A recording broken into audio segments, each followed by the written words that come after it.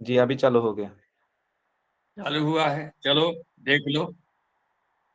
ननु भवत् सिद्धांते अपि अभाव प्रमाया प्रत्यक्षता एव समायाति। पूर्व पक्षी कथन है कि सिद्धांति के मत में भी अभाव की जो प्रमा है वो प्रत्यक्ष प्रमा ही मानी जाती है। तो जब प्रत्यक्ष प्रमा हम भी मानते हैं, तो जब प्रत्यक्ष प्रमा का कारण प्रत्यक्ष प्रमाण है, पहले से सिद्ध है, तो अलग से एक अनुपलब्धि प्रमाण को अतः कथम तत्कर्णम अनुपलब्धि, इसलिए उस प्रत्यक्ष प्रमा का कारण अनुपलब्धि प्रमाण को आप क्यों मान रहे हैं, अर्थात नहीं मानना चाहिए। इस आशय से पूर्व पक्षी शंका कर रहा है। ननु भूतले घटो न इत्यादि अभाव अनुभव स्थले, भूतले सप्तमी है, तो भूतले घटो न, यहाँ पर तंता भाव कहा जा रहा है। और आदि लिखा है, आदि पद से ले लेना, टीकाकार ने जो लिखा, आदि पदे स्तंभे पिशाचो न, स्तंभे पिशाचो न, यहाँ पर भी स्तंभ पिशाच न ऐसा बोले, भूतल घट न बोले तो अनन्या भाव जाएगा, और भिन्न व्यक्ति होने से अत्यंता भाव रहेगा। तो स्तंभ में पिशाच नहीं है, स्तंभे पिशाच न, पिशाच का तंता भाव इत्यादि संग्रह लेना चाहिए। कहते हैं इस अनुभव स्थल में देखो, भूतल जो है अधिकरण है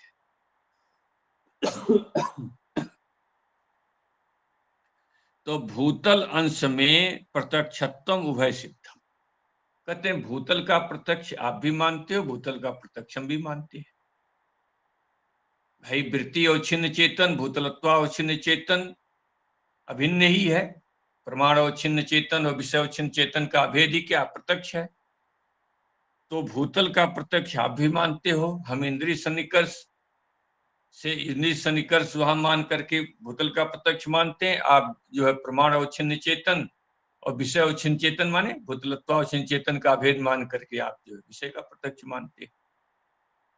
तो दोनों ही प्रत्यक्ष मानते हैं, इसमें तो कोई झगड़ा ही नहीं। तो भूतल से प्रत्यक्षत्व उभय सिद्धम, दोनों भूतल का प्रत्यक्ष प्रमा मानते हैं।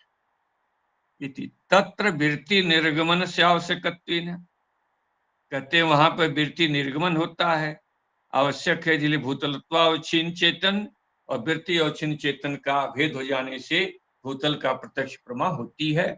इसको आप मानते हैं, प्रत्यक्ष होता है भूतल का।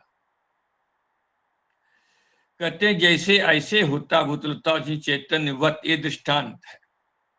तन्निष्ठ माने तत्स लेना भूतल, तत्स यहां पर लीजिएगा भूतल। तो भूतल निष्ठ जो घटा भाव है, पक्षी क्या कह रहा है कि भूतल निष्ठ जो घटा भाव है, तो घटा भावत्वावच्छिन्न वृत्ति और छिन्न चेतन का भेद कर लो।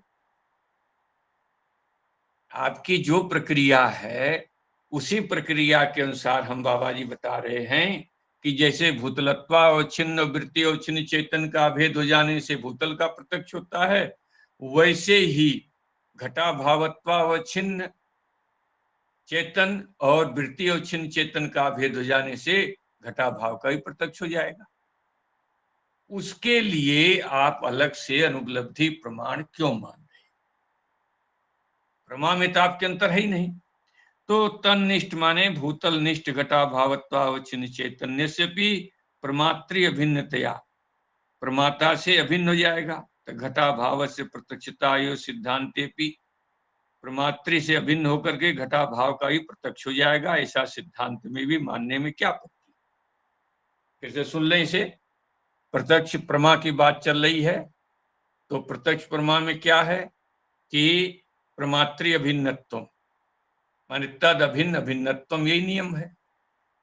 प्रमाता और छिन्न चेतन से अभिन्न वृत्ति और छिन्न चेतन, वृत्ति और छिन्न चेतन से अभिन्न क्या विषय और छिन्न चेतन। तीनों अभिन्न हो जाने से क्या है, माने वृत्ति और छिन्न चेतन और विषय और छिन्न चेतन होने से विषय का प्रत्यक्ष होता है, और प्रमाता से अभिन्न हो जाने से विषय के ज्ञान का प्रत्यक्ष होता है। यही पीछे बताया गया था। तो कह रहा है पूर्व पक्षी कि जैसे भूतलत्वावच्छिन्न चेतन से अभिन्न होकर के जो है वृत्ति अवच्छिन्न चेतन, भूतलत्वावच्छिन्न चेतन, उसका भेद प्रमाता से अवच्छिन्न चेतन होकर के भूतल का जैसे ज्ञान होता है, ऐसे ही घटाभावत्वावच्छिन्न चेतन वृत्ति अवच्छिन्न चेतन और प्रमात्री अवच्छिन्न चेतन, इनका भेद हो जाने से घटाभाव का भी ज्ञान हो जाएगा। माने विषय का प्रत्यक्ष और विषय के ज्ञान के प्रत्यक्ष में अंतर है, ख्याल रखिएगा आप लोग कि वृत्ति अवच्छिन्न चेतन और विषय अवच्छिन्न चेतन, ये तो हो गया विषय का प्रत्यक्ष, और उसके ज्ञान का प्रत्यक्ष क्या होता है? प्रमात्रीय भिन्न चेतन में। माने वृत्ति अवच्छिन्न चेतन, विषय अवच्छिन्न चेतन और प्रमात्रीय अवच्छिन्न चेतन। तो तद प्रमात्रीय अवच्छिन्न चेतन से वृत्ति अवच्छिन्न चेतन का भेद, वृत्ति अवच्छिन्न चेतन का विषय अवच्छिन्न चेतन से भेद। इस प्रकार से तद अभिन्न अभिन्नत्वों के नियम के अनुसार प्रमाता से विषय अवच्छिन्न चेतन का भेद हो जाने से विषय के ज्ञान का प्रत्यक्ष होता है। तो कहते हैं इसे घटाभाव के ज्ञान का प्रत्यक्ष हो जाएगा। सिद्धांति चेस, हाँ, पूर्व पक्षी का कहना ये हुआ कि यहाँ केवल विषय बदल गया, एक भाव पदार्थ था भूतल और यहाँ अभाव पदार्थ आ गया, बस बाकी इतना अंतर हुआ है। तो उसके कहने का मतलब यह है कि भाई आप जो है अभाव का प्रत्यक्ष मान ही रहे हो, ठीक है, भाव का जैसे भूतल का प्रत्यक्ष मानते हो इसे भाव का प्रत्यक्ष मानते हो, इसमें हम भी मानते हैं, भूतल का प्रत्यक्ष मानते हैं, भाव का प्रत्यक्ष मानते हैं। अब हम आपको, आपका ये है कि भाई आप हमारे अनुसार नहीं मान रहे हो, संबंध अनुसार, तो हम आपके सिद्धांत के अनुसार समझा देते हैं कि घटा भाव और छिन्न चेतन का प्रमात्री और छिन्न चेतन से भेद हो जाने से क्या हो जाएगा? उसका प्रत्यक्ष हो जाएगा, प्रत्यक्ष हो जाएगा। उसके लिए अनुपलब्धि प्रमाण मानने की क्या आवश्यकता? सिद्धांति तिचे सत्यम, सत्यम कह दे रहे हैं, कहते हैं सत्यम लिख दिया मूलकार ने, लेकिन टीकाकार सत्यम का खंडन करेंगे। सत्यम कह रहे हैं तो सत्यम का है कि यद किंचित बात तुम्हारी प्रत्यक्षता अंश में हम मान लेंगे, टीकाकार कहेंगे, लेकिन मूलकार ने सत्यम कहा है, उससे टीकाकार सहमत नहीं होंगे। पहले देखो मूल देखो, अभाव प्रतीते प्रत्यक्षते पी, कहते हैं अभाव की प्रतीति के प्रत्यक्ष होने पर भी तत्कर्ण से अनुपलब्धे मानांतरत्वात्, कहते हैं उसका कर्ण अनुपलब्धि जो है दूसरा ही प्रमाण मानना चाहिए। अब इतना कह करके मूलकार ने छोड़ दिया। अब टीकाकार इसको स्पष्ट कर रहे हैं कि आदिपदेन स्तंभे पिशाचो न इत्यादि संग्रह, ये तो आदिपद का अर्थ है। तत्र माने तादिश स्थले, तन्निष्ठ माने भूतल निष्ठा, भूतल निष्ठ कह दिया है। अर्धअंगीकारेण परिहरति, अर्धअंगीकार रूप से इसका परिहार किया गया सत्यम से। तो सत्यम से अर्धअंगीकार का मतलब कि हम करण अंश में नहीं मानते हैं, करण अंश में हमारी सहमति नहीं है, प्रमा अंश में हमारी सहमति है। अभाव की प्रत्यक्ष प्रमा होती है, इतने अंश में हमारी सहमति है, लेकिन अभाव की जो है, अभाव की जो प्रत्यक्ष प्रमा, उसका कर्ण जो है प्रत्यक्ष होता है, इसमें हमारी सहमति नहीं, बल्कि क्या है? अन्य प्रमाण, अनुपलब्धि प्रमाण होता है, ये कह दिया गया।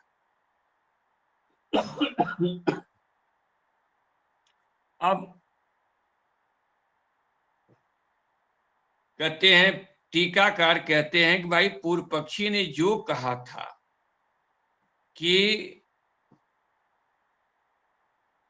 घटा भावत्वावच्छिन्न चेतन प्रमाता से अभिन्न हो जाएगा, यही कहा था। ये कहा था, कहते हैं ये भी बात गलत है। पूर्व पक्षी सिद्धांति टीकाकार करें ये भी बात गलत है।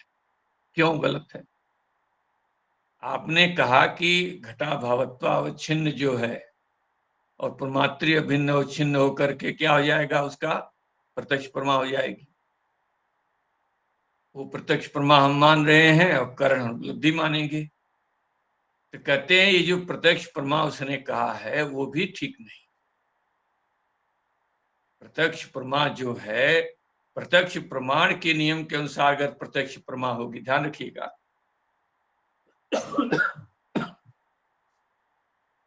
प्रत्यक्ष प्रमाण के अनुसार अगर प्रत्यक्ष प्रमा होगी, कैसे? घटा भावत्वावच्छिन्न चेतन प्रमात्री अवच्छिन्न चेतन जब अभेद होगा क्या होगी? प्रत्यक्ष प्रमा। जब ऐसी प्रत्यक्ष प्रमा को आप मान लेंगे तो बाबा जी उसका प्रमाण तो आपको करण तो प्रत्यक्ष प्रमाण ही मानना पड़ेगा। ठीक है, आप कितने दाहिने बाएं झांको, आपको तो वही मानना पड़ेगा। तो टीकाकार कह रहे हैं कि वो जो सत्यम कहा वो भी गलत है। यहाँ गुरु चेले का मतभेद है। पहले बाप बेटे का मतभेद था। शिखामणिकार जो हैं इनके बेटे हैं, उन्होंने जगह जगह खंडन कर दिया।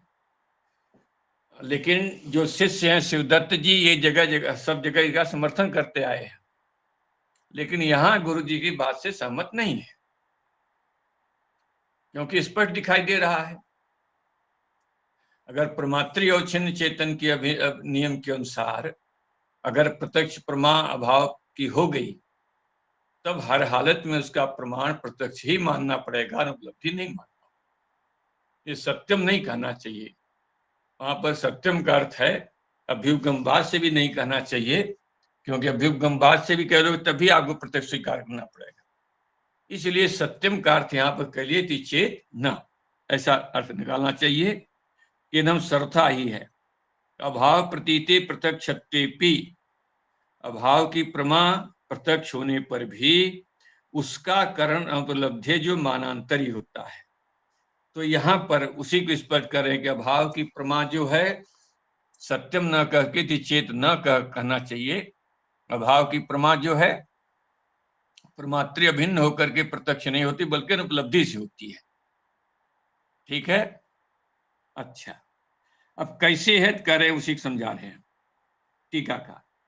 यद्यप अभाव से प्रत्यक्ष योग्यत्व भाव, कहते हैं अभाव तो प्रत्यक्ष के योग होता ही नहीं है, प्रत्यक्ष प्रमाण की योग्यता ही नहीं। क्यों भाई? शब्द जन्य स्वनिष्ठ धर्मादि ज्ञानवत, जे शब्द से जन्य स्वनिष्ठ अपने में शब्द से होने वाला जो आत्मनिष्ठ जो धर्मादि का ज्ञान, तुम धार्मिक इत्यादि, कहते ज्ञानवत, ये शब्द से जन्य अपने में होने वाला धर्म का ज्ञान जो है उस ज्ञान का प्रत्यक्ष नहीं होता है। ठीक है, उस शब्द ज्ञान माना जाता है। कहते हैं ऐसे ही अभाव ज्ञान से न अभाव ज्ञान से प्रत्यक्षत्व, अभाव ज्ञान भी वहां पर प्रत्यक्ष नहीं हो सकता है। भाई शब्द से कहा कि तुम धार्मिक हो, तुम धार्मिक हो, यहाँ धर्म धार्मिक शब्द का यहाँ धर्म का जो है धर्म धार्मिक हो, धर्म वाले हो, यहाँ धर्म का प्रत्यक्ष नहीं होता है। यद्यप शब्द से कहा जा रहा है, परोक्ष कहा जाएगा इसको, शब्द से जो हुआ कहा जाएगा, धर्म का प्रत्यक्ष नहीं होता है, अतीन्द्रिय पदार्थ है। ऐसे ही यहाँ पर अभाव भी प्रत्यक्ष के योग्य नहीं माना जाता है। जैसे धर्म को प्रत्यक्ष के योग्य नहीं माना जाता है, अभाव को प्रत्यक्ष के योग्य नहीं माना जाता है, क्योंकि अभाव के साथ इंद्रिय सन्निकर्ष ही नहीं है। अभी पीछे आपने कहा है, तो ही लिख रहे हैं कि प्रत्यक्ष लक्षण योग्यत्व विषय विशेषण उक्तत्वात्, कहने प्रत्यक्ष लक्षण में योग्य विषय का विशेषण दिया गया है, जो प्रत्यक्ष के योग्य हो। तो जैसे प्रत्यक्ष के योग्य धर्म नहीं है, उसका प्रत्यक्ष नहीं होता है, ऐसे ही प्रत्यक्ष के योग्य जो है अभाव नहीं से उसका भी प्रत्यक्ष नहीं होता है। ठीक, तथापि अभाव प्रत्यक्ष अप्रत्यक्षयोर न योग्य तत्व तंत्रम, कहते हैं अभाव के प्रत्यक्ष में अप्रत्यक्ष में योग्यत अयोग्यत्व को हम यहाँ पर कि तंत्रम न तंत्रम, तंत्रम माने वहां व्याप्यम, वहां पर जो है ऐसा हम नियम नहीं मानते हैं। ठीक है, कि अभाव के प्रत्यक्ष में यथाशंक लगाइएगा, अभाव से प्रत्यक्षत्वे योग्यत्व और अप्रत्यक्षत्वे अयोग्यत्व, ऐसा हमारे व्याप्ति बनाने में हमारा कोई आग्रह नहीं है। न तंत्र, ऐसी कोई व्याप्ति मानने में आग्रह हमारा नहीं है। तंत्र माने व्याप्त, यथा संख मनुदेश समानम के हिसाब से पहले के साथ पहले का अन्वय, दूसरे के साथ दूसरे का अन्वय। जैसे अभाव प्रत्यक्षत्व योग्यत्व, और अभाव अप्रत्यक्षत्वयोर अयोग्यत्व, ऐसा जो हम कोई व्याप्ति नहीं मानते हैं। कहते क्या कहते हो? किंतु प्रतियोगी अनुपलब्धि योग्य अयोग्यत्व, कहने प्रतियोगी की अनुपलब्धि योग्य अनुपलब्धि है, जहां प्रतियोगी की वहां अभाव का प्रत्यक्ष होता है। तार्किक तार्किक प्रतियोगी सत्य प्रसंजित प्रतियोगिकत्व, कहते हैं वहां पर प्रतियोगी की अनुपलब्धि के योग्य अयोग्यत्व के बल से ही उसका प्रत्यक्ष होता है। योग्य है तो प्रत्यक्ष होगा, योग्य अनुपलब्धि प्रत्यक्ष होगा, और अयोग्य अनुपलब्धि प्रत्यक्ष नहीं होता है। हम वहां पर जो है, यहां पर हम प्रत्यक्ष के लक्षण में योग्यत्व आदि जो दिया है, वो अभाव प्रत्यक्ष रूप विषय में उसके जो योग्यत्व अयोग्यत्व का विशेषण यहाँ पर हम नहीं मानते हैं, ऐसी व्याप्ति में नहीं मानते हैं। कहते क्या मानते हो? कहते हम अभी पीछे कहे हैं कि जहां योग्य अनुपलब्धि होगी वहां अभाव का प्रत्यक्ष होगा, और जहां योग्य अनुपलब्धि नहीं होगी वहां अभाव का प्रत्यक्ष नहीं होगा। क्योंकि ये जो विषयगत योग्यत्व दिया गया था वो भाव के विषय में, घट आदि जो भाव पदार्थ है उनके विषय में कहा गया। अभाव के विषय में वहां योग्यत्व अयोग्यत्व का कोई निरूपण नहीं है, हम वैसी बात हम नहीं कर रहे। वहां तुम्हारा कहना है कि भाई प्रतियोगी अगर तार्किक प्रतियोगी सत्य प्रसंजित प्रतियोगिकत्व, ऐसा जो योग्य अनुपलब्धि होगी वहां पर अभाव का प्रत्यक्ष होगा, जहां योग्य अनुपलब्धि नहीं होगी वहां अभाव का प्रत्यक्ष नहीं होगा। ये हमारे कहने का तात्पर्य है। तथा च अनुपदम एवं अस्य अर्थ स्पष्टीकृतत्व, कहते हैं ये तो अभी हमने 1-2 पेज पहले स्पष्ट किया है। अनुपदम एवं से पहले ही योग्य अनुपलब्धि हो तो भाव का प्रत्यक्ष होता है, अयोग्य अनुपलब्धि नहीं है तो भाव का प्रत्यक्ष नहीं होता है। अभाव प्रत्यक्षत्वे न अभ्युपेदवाद आसनीय, इसलिए अभाव के प्रत्यक्ष में अभ्युपेत्यवाद अभ्युपवाद को स्वीकार करके आप कुछ बात कहना चाहो तो वो उचित नहीं है। ठीक है, सत्यम का गुरु जी ने जो सत्यम कह दिया है उसका शिष्य ने खंडन कर दिया। यहाँ आपको सत्यम नहीं बोलना चाहिए, यहाँ इति सत्यम करते यहाँ अर्थ करना चाहिए इति चेत न। आप जो कह रहे हो गलत कह रहे हो, क्योंकि अभाव का प्रत्यक्ष ही नहीं होता किसी अंश में। अभाव का जो अभावत्वावच्छिन्न प्रमात्री अभिन्नत्वम, ऐसा तो होता ही नहीं है। तो अभाव वैसा भी नहीं होता। दूसरी बात है कि प्रत्यक्ष प्रमाण होता ही नहीं, उसे आप मान ही रहे हो, तो किसी भी अंश में से स्वीकार नहीं किया जा सकता है। टीकाकार कहने का मतलब ये है। तो यहाँ जो सिद्धांति मत में जो योग्यत्व पद है वो तो अनुपलब्धि में है, ना कि उसके विषय अभाव, या उस यही तो हुआ ऐसा। योग्यत्व जो है 2 जगह आया है। एक विषयगत योग्यत्व कहा गया है, प्रमात्री जो विषय के प्रत्यक्ष में धर्म आदि में जो है वहां पर धर्मादि के प्रत्यक्ष की आपत्ति न हो जाए, वहां भी योग्यत्व दिया है। तो सिद्धांती कहते हैं वहां वाला योग्यत्व योग्यत्व की हम नहीं मानते हैं, न तंत्र, वो सब तंत्र यहाँ अभाव में नहीं माना जाएगा। कहते हैं अभाव में क्या माना जाएगा? वे अनुपलब्धि की योग्यता योग्यता है। अनुपलब्धि अगर योग्य है तो भाव का प्रत्यक्ष प्रमाण होगी, अनुपलब्धि योग्य नहीं है तो भाव की प्रत्यक्ष प्रमाण नहीं होगी। ये तंत्र है, ये व्याप्ति। जी सर, ठीक ने? प्रत्यक्षत्वे कथम तत्कर्ण से मानांतरम इति यत्र तत्र। प्रत्यक्ष होते में उसका कर्ण जो मानांतर कैसे हो सकता है उसी को समझा रहे हैं। मूल में देखो, नहीं फलीभूत ज्ञान से प्रत्यक्षत्वे तत्कर्ण से प्रत्यक्ष प्रमाणता नियतत्वम अस्ति। कहते हैं कि भाई जो प्रमाण से ज्ञान हुआ, फलीभूत फलितार्थ जो ज्ञान हुआ, अगर वो प्रत्यक्ष प्रमाण है तो उसका करण जो है प्रत्यक्ष प्रमाण होगा, ऐसा नियम तो तुम बना नहीं सकते। आप ये कहो कि भाई अभाव की प्रत्यक्ष प्रमाण है अतः उसका करण जो प्रत्यक्ष प्रमाण होगा, कहते ऐसा आप नियम नहीं मान सकते हो कि जहां जहां प्रत्यक्ष प्रमाण होती है वहां वहां करण क्या होगा? प्रत्यक्ष प्रमाण होगा। ऐसी व्याप्ति आप नहीं मान सकते। क्यों? करें दसमत त्वमसि, यहाँ पर शब्द से क्या है, प्रत्यक्ष प्रमा होती है, तो शब्द से उत्पन्न होने वाली यहाँ प्रत्यक्ष प्रमा है, अतः यहाँ भी तुम्हें करण क्या मानना पड़ेगा, प्रत्यक्ष प्रमाण मानना पड़ेगा। जबकि यहाँ प्रत्यक्ष प्रमाण करण नहीं होता है, बल्कि क्या करण होता है, वाक्य प्रमाण, शब्द प्रमाण करण होता है। अतः ये व्याप्ति नहीं मान सकते हो कि जहां जहां प्रत्यक्ष प्रमा होती है वहां वहां करण जो होता है प्रत्यक्ष प्रमाण होता है, ऐसा नियम आप नहीं मान सकते हैं, क्योंकि दसमत्वमसी से होने वाली जो प्रत्यक्ष प्रमा है, ठीक है, वो प्रत्यक्ष प्रमा का करण वहां पर प्रत्यक्ष प्रमाण नहीं होता बल्कि शब्द प्रमाण होता है। ठीक, अतः यहाँ पर भी प्रत्यक्ष प्रमा हो रही है तो उसका करण प्रत्यक्ष प्रमाण न होकर के अनुपलब्धि ही प्रमाण होगा, ऐसा मानना उचित ही है। बोल देखिएगा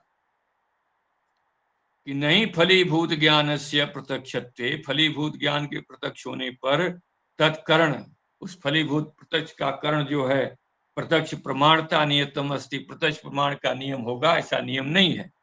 क्यों कि दसमत्वमसि इत्यादि वाक्य जन ज्ञान से प्रत्यक्षत्वे भी, दसमत्वमसि इत्यादि वाक्य से जन जो ज्ञान क्या होता है, प्रत्यक्ष होता है, लेकिन तत्कर्ण से वाक्य से, उसका कर्ण वाक्य प्रमाण होता है, सद प्रमाण होता है।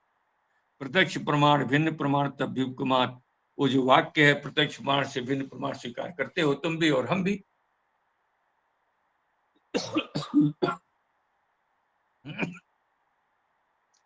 हमारी बात समझ में? नैयायिक भी इसको शब्द से ही प्रत्यक्ष मानता है दसमत्वमसि में।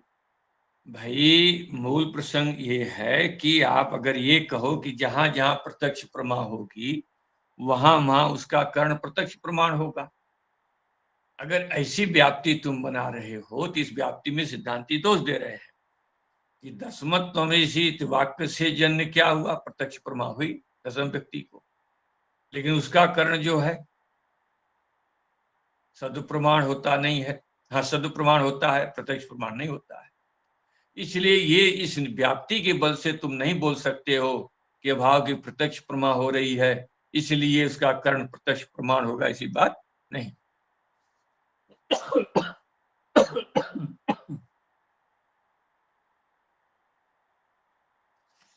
आगे देखें तो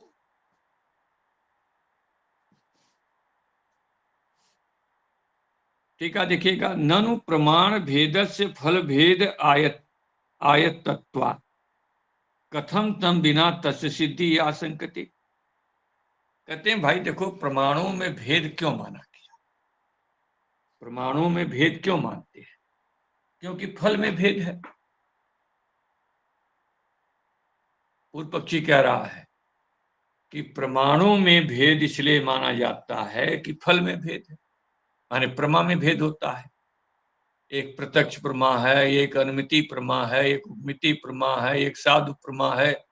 फल भेद होने के कारण से उसके भिन्न भिन्न प्रमाण माने जाते हैं।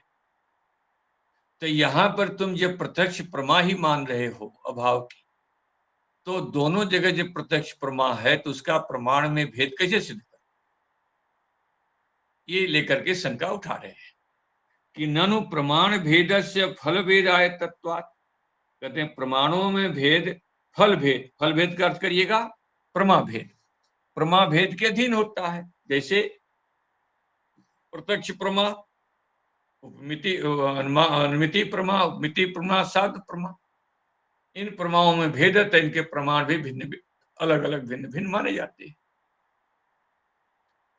तो कथम तन बिना तस्य सिद्धि, कथम तम बिना, तम बिना माने फल भेद के बिना, फल भेद के बिना तस्य माने प्रमाण में भेद कैसे सिद्ध कर पाओगे कि जब तुम दोनों जगह, ये नियम पूर्व पक्षी कह रहा है कि प्रमाओं में भेद होने के कारण से प्रमाणों में भेद माना जाता है। यहां प्रमा में तुम प्रत्यक्ष, अभाव प्रमा में तुम भेद मान नहीं रहे हो, अभाव की जो प्रमा है वो प्रत्यक्ष ही मान रहे हो। तो जब प्रत्यक्ष ही है तो उसका कारण जो है प्रत्यक्ष ही होना चाहिए, अनुपलब्धि प्रमाण जो अलग से क्यों मान रहे हो। इति संकते, शंका करते हैं फल फल वैजात्यम बिना कथम प्रमाण भेद इति चेत, फल में वैजात्य के बिना प्रमाणों में भेद कैसे, वैजात्य कैसे सिद्ध कर पाओगे। माने प्रमाओं में भेद जब होता है तो प्रमाओं में भेद के कारण से परमाणु में भेद जो कहा जाता है तो वो कैसे सिद्ध कर पाओगे? यहाँ प्रमा में भेद तुम मान ही नहीं रहे हो, अभाव की जो है प्रमा प्रत्यक्ष प्रमा मान रहे हो। तो अभाव की जो प्रत्यक्ष प्रमा है तो उसका कारण भी तुम्हें प्रत्यक्षी प्रमाण मानना चाहिए। यह है पूर्व पक्षी की भावना।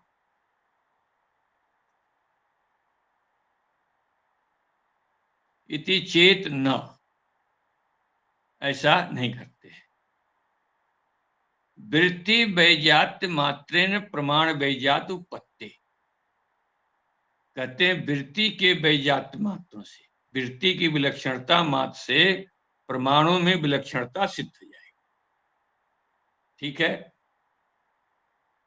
वृत्ति के वैजात्य मात्र से प्रमाणों में वैजात की उपत्ति हो जाएगी। अब इसको टीकाकार समझा रहे हैं, इसको जो है टीकाकार स्पष्ट कर रहे हैं कि प्रत्यक्षत्वेन फल से साजाते भी, कहते हैं हम एक अंश में तुम्हारी बात मानते हैं। प्रत्यक्ष है प्रमा, अभाव की प्रमा प्रत्यक्ष है, ठीक है। तो कहते हैं फल प्रत्यक्षत्वेन तो साजाते है, भाई घट का प्रत्यक्ष, घट की प्रत्यक्ष प्रमा, अभाव की प्रत्यक्ष प्रमा, या अनुलब्धि से होने वाली जो भाव की प्रत्यक्ष प्रमा, इस सब में क्या है? प्रत्यक्षत्वेन प्रत्यक्ष प्रमा है। तो कहते हैं प्रत्यक्षत्वेन फल में ये साजात्य भी, सजातीता होने पर भी कहते हैं कि देखो भूतलाकार वृत्ते इंद्रिय जन्यत्वात्, कहते हैं कि यहां पर जो है बाबा जी घट का प्रत्यक्ष और घटा भाव का प्रत्यक्ष, या भूतल का प्रत्यक्ष या भूतल में घटा भाव का प्रत्यक्ष। कहते हैं भूतल में जब भूतल का प्रत्यक्ष करते हैं भाव पदार्थ का, तब तदाकार वृत्ति बनती है, वहां वृत्ति इंद्रिय का संबंध जुड़ता है। भाई जब घट का प्रत्यक्ष करते हो तो घट का चक्षु इंद्रिय संबंध होता है, भूतल का प्रत्यक्ष करते हो तो भूतल का इंद्रिय से संबंध होता है, तब तदाकार वृत्ति पहुंचती इंद्रियों के माध्यम से। ठीक है, अंतःकरण जो है चक्षु इंद्रिय गोलक से निकल करके विषय देखता जाता, वहां सन्निकर्ष होता है। ठीक, कहते हैं कि भूतलाकार वृत्ति इंद्रियजन्य, जब भूतल का प्रत्यक्ष होगा तो वहां भूतलाकार वृत्ति जो इंद्रिय से जन्य होगी, किंतु उसी भूतल पर जो घटा भाव है वो घटा भाव जो इंद्रियजन्य होता नहीं है। कहते हैं अभावाकार वृत्ति तदजन्यत्वात्, जो अभावाकार वृत्ति होती है वो इंद्रिय से जन्य नहीं होती है। भाई भूतल का जब प्रत्यक्ष करते हैं तो भूतल का जो प्रत्यक्ष होता है तो उस समय इंद्रिय से निकल के वृत्ति जाती है, तो इंद्रिय जन्य होती है वो वृत्ति।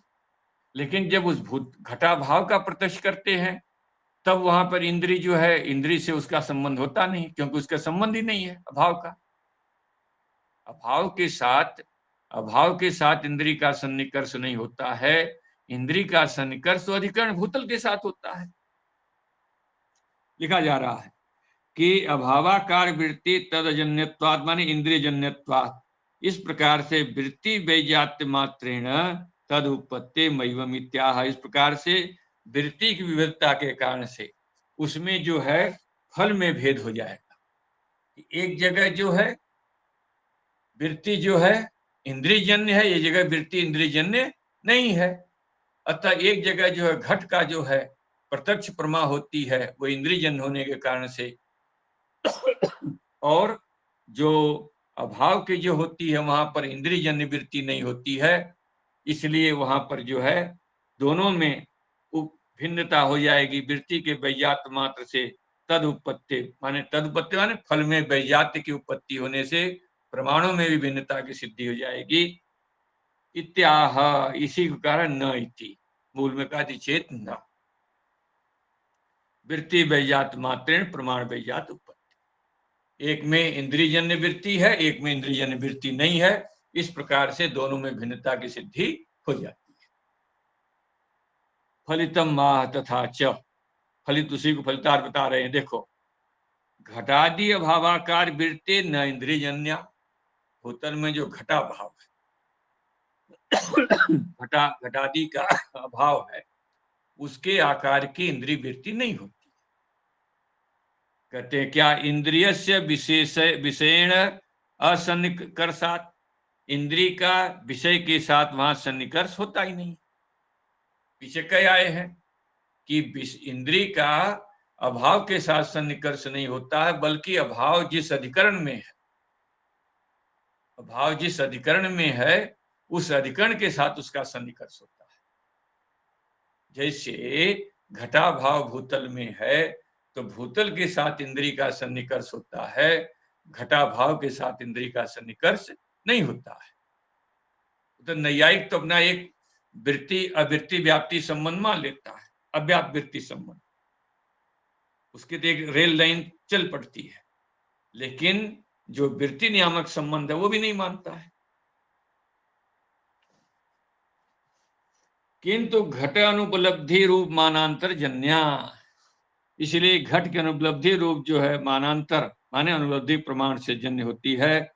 इति भवति अनुपलब्धि मानांतरम, इसलिए अनुपलब्धि को अलग से प्रमाण मानना चाहिए।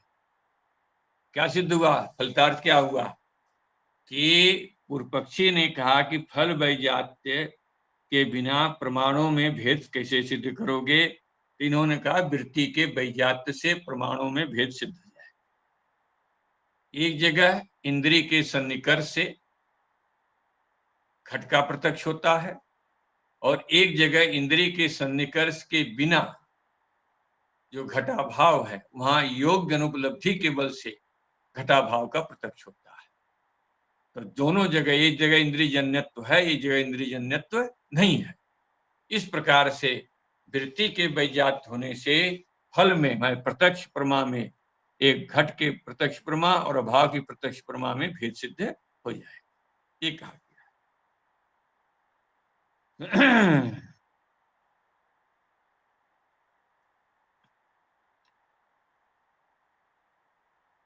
अब यहाँ पर शंका उठाई जा रही है। आपने कहा वृत्ति वैजात मात्रेण प्रमाण वैजाते अभाव भ्रमे दोषम आशंकते नीति।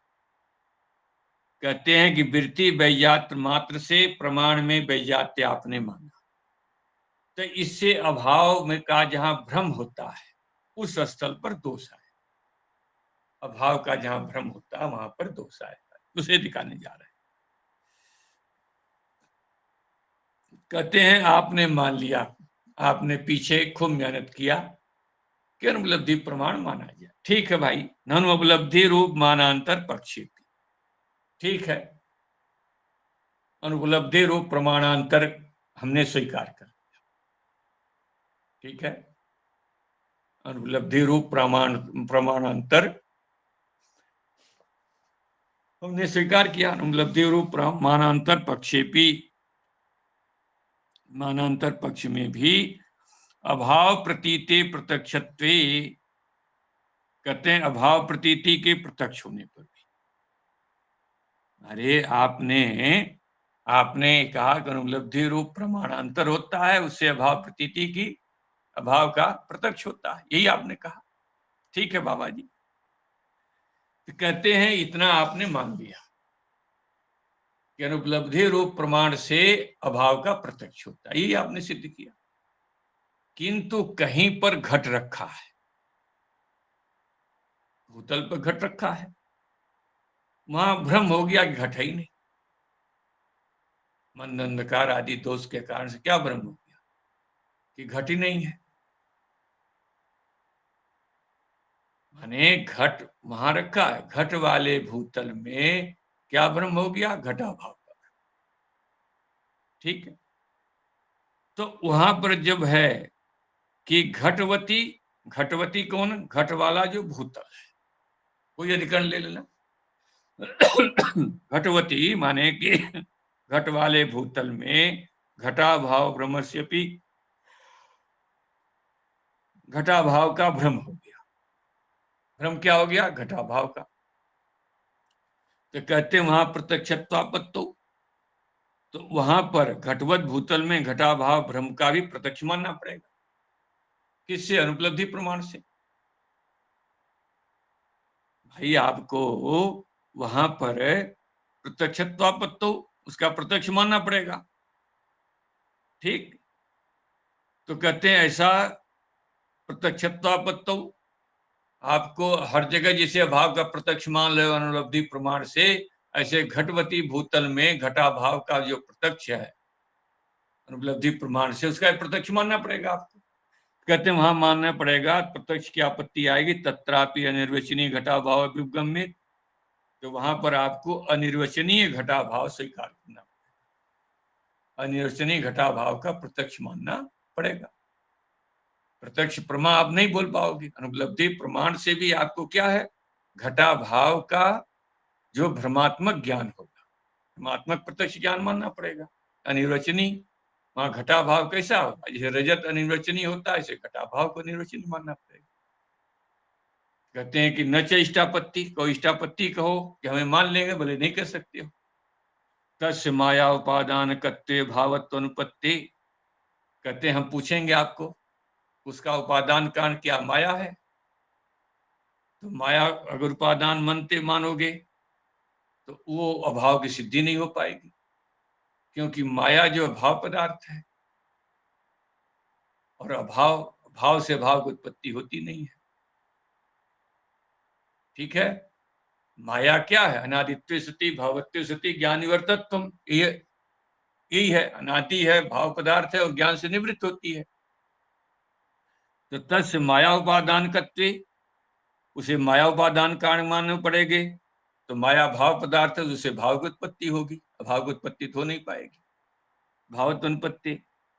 माया उपादान कत्वा भावे, कहोगे हम उसका उपादान कारण माया को मानेंगे नहीं, क्योंकि अभाव पदार्थ सिद्ध करना है, तो माया या सकल कार्य उपादानत्वनुपत्ति। तो जब आप सिद्धांत में बोलते हो संपूर्ण माया का उपादान कारण, संपूर्ण जगत का उपादान कारण माया है, वो सिद्धांत भंग हो जाएगा। भाई पहले अगर माया को उपादान कारण मानोगे तो माया भाव पदार्थ है, उस भाव पदार्थ से भाव उत्पत्ति माननी पड़ेगी, भाव उत्पत्ति नहीं मान पाओ।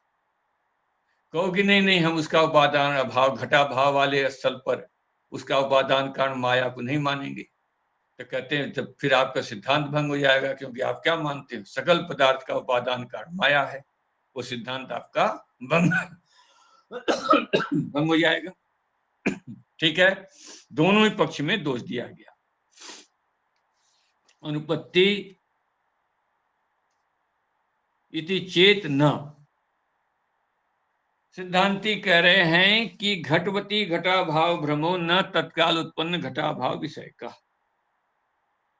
कहते हैं घट वाले स्थल पर घटा भाव का भ्रम को हम तत्काल उत्पन्न जो है घटा भाव माने अनिर्वचनीय घटा भाव को हम उसको नहीं मानते।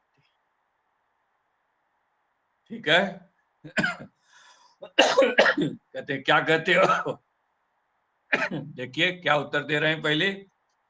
कहते हैं किंतु भूतल रूपादो विद्यमानो लौकिक घटा भाव। कहते हैं भूतल के रूप में क्या विद्यमान है, घट का भाव विद्यमान है। भूतल के रूप में जो घट का भाव विद्यमान है, वो जो लौकिक घटा भाव है वो भूतले आरोप्यते, विद्यमानो लौकिक घटा भाव उसका भूतल में आरोप्य होता है। इति अन्यथा ख्याति रेव, कहते वहां अन्यथा ख्याति स्वीकार करते हैं। जैसे सन्निकृष्ट स्थल पर पीछे कहा जा चुका है कि जहां लोहित दिखाई देता है स्फटिक में, जपा कुसुम रखा है पास में, तो जपा कुसुम जो है कहाँ दिखाई दे रहा है, जपा नहीं स्फटिक में क्या दिखाई दे रहा है, जपा कुसुम की लालिमा दिखाई दे रही है। तो वहां अनिर्वचनीय वो लालिमा नहीं मानी जाती, वहां अन्यथा ख्याति मानी जाती है, माने कि जपा कुसुम की लालिमा स्फटिक में मानी जाती है। वहां पर सिद्धांती जहां सन्निकृष्ट स्थल पर भ्रम होता है, वहां सिद्धांती कहते हैं हम अन्यथा ख्याति स्वीकार करते हैं, और जहां दूर देशस्थ भ्रम होता है वहां पर अनिर्वचनीय रजत मानते हैं। पीछे आ चुका है ये। सन्निकृष्ट स्थल पर अन्यथा ख्याति मानते हैं, जैसे स्फटिक रखा है और जपा कुसुम रखा है, तो स्फटिक में जो जपा कुसुम है सन्निकृष्ट में भाषित हो रहा, वो कैसा है? अन्यथा ख्याति स्थल वहां माना जाता है। अनिर्वचनीय रजत वहां, अनिर्वचनीय जो है जपा कुसुम की लालिमा वहां नहीं मानी जाती। कहते हैं ऐसे ही घट के रूप में घटा भाव है, वो भ्रम से कहां भाषित हो रहा है? भूतल के रूप में घटा भाव है। माने कि घट तो रखा है भूतल में, और भूतल के रूप में घट नहीं है, हाँ घटा भाव है। तो कहते हैं जो भूतल के रूप में घटा भाव है वो भूतल में भाषित हो गया, तो वहां अन्यथा ख्यातिवादी हम स्वीकार करते हैं। इसलिए उसका उपादान कारण हमें जो है क्या है, माया को मानने की कोई आपत्ति नहीं है। लिख रहे हैं अन्यत अन्यत भान हो रहा, उसमें कोई उपादान कारण मानने की जरूरत नहीं, वहां की चीज वहां भाषित हो रही है। ठीक ने? आरोप्य सन्निकृष्ट सन्निकर्ष स्थले सर्वत अन्यथा ख्याति व्यवस्थापना। कहते हैं आरोप जहां सन्निकर्ष सन्निकृष्ट होता है, एकदम पास में होता है, वहां पर सर्वत अन्यथा ख्याति की हम व्यवस्था मानते हैं, ऐसा सिद्धांति बोल रहे हैं। ठीक है, देखिएगा। ननु एवं तरही कथम घटा भाव भ्रमस्य प्रत्यक्षत्वम। कहते हैं इस प्रकार से कैसे घटा भाव को भ्रम, घटा भाव भ्रम से प्रत्यक्षत्वम, घटा भाव का भ्रम कई इतिहास संकते, ऐसी आशंका का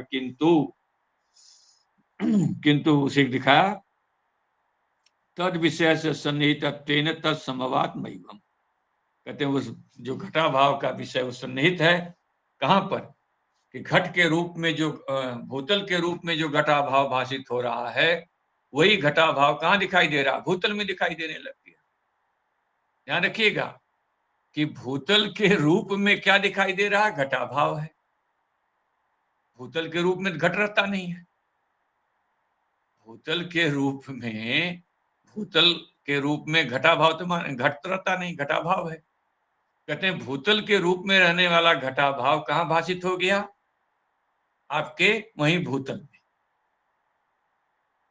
जैसे आपके जपा कुसुम में रहने वाली जो लालिमा है वो कहां भाषित हो गई? वहीं बगल में रखा हुआ क्या हुआ? स्फटिक में भाषित हो गई। तो अन्यथा ख्याति स्वीकार करते हैं, ऐसे यहां भी अन्यथा ख्याति हम स्वीकार करते हैं, अतः कोई दोष नहीं आएगा। आदि पदेन क्रियादि संग्रह। कहते हैं आदि पद से भूतल के रूप में घट का भाव है, भूतल में होने वाली जो क्रिया है उसमें घट का भाव है।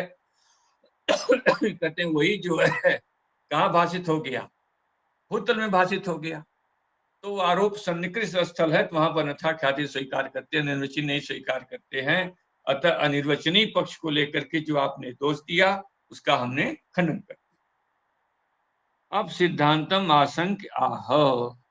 कहते हैं अब सिद्धांत की आशंका उठाकर कह रहे हैं कि आरोप का जहां सन्निकर्ष स्थल होता है, हम अनिर्वचनीय ख्याति को नहीं छोड़ रहे, हम अपने सिद्धांत अनिर्वचनीय ख्यातिवाद को नहीं छोड़ रहे। हम तो शुरू से कहते हैं भाई जहां सन्निकृष्ट स्थल व भ्रम होता है वहां पर अन्यथा ख्याति मान, और जहां दूर देश होता है वहां पर अनिर्वचनीय रेत की उत्पत्ति हम मानते हैं। इसलिए अब सिद्धांत की कोई आपत्ति नहीं है। अच्छा अब जो यहां से यहां तक तो बोल दिए, अब यहां से कहेंगे कि भाई चलो अनिर्वचनीय ही मान लेते हैं। अब अनिर्वचनीय मान करके समाधान देंगे, इसको कल जो है 9:15 से चला दें। ठीक है ना? ठीक, सुबह 9:15 से। हाँ, सुबह 9:15 से। तो ओम पूर्णमदः पूर्णमिदं पूर्णात् पूर्णमुदच्यते पूर्णस्य पूर्णमादाय पूर्णमेवावशिष्यते।